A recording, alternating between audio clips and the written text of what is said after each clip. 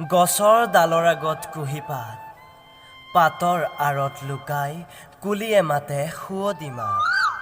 বৰষাই ধুই নিয়া ঋতুৰাজ বসন্তৰ চুলি কোচাত চিকে মিকাই পুৱাৰ ৰ'দালিয়ে আনিছে বহাগ।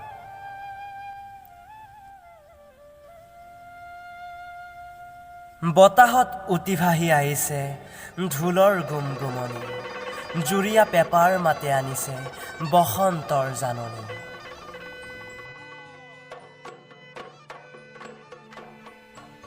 বসন্তৰ বৰষুণ জাকে জীপাল কৰে ফাগুন বিলাসী মনক। বসন্তত ফুলা ফুলবোৰে ৰঙীন কৰি তোলে ৰংবলীয়া মনবোৰক। চতৰ চিঠিখনে লৈ আহে বহাগৰ বতৰা, শিপিনীৰ তাঁতত মেৰিয়াই হেঁপাহৰ বুটা বচা বিহুৱান একুৰিমান।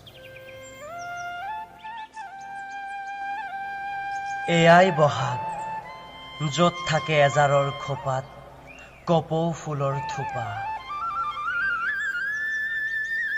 ইমান ধুনীয়া বহাগ, বহাগত কিয় বা অভিমানী আকাশ।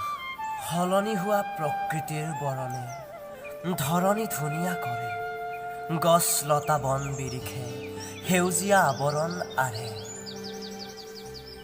উন্মাদ অভিমানী বহাগৰ বতাজাক, যাৰ পৰশত কুঁহিপাতে নাচে, গছৰ পাতে পাতে জিৰি জিৰি মাতে।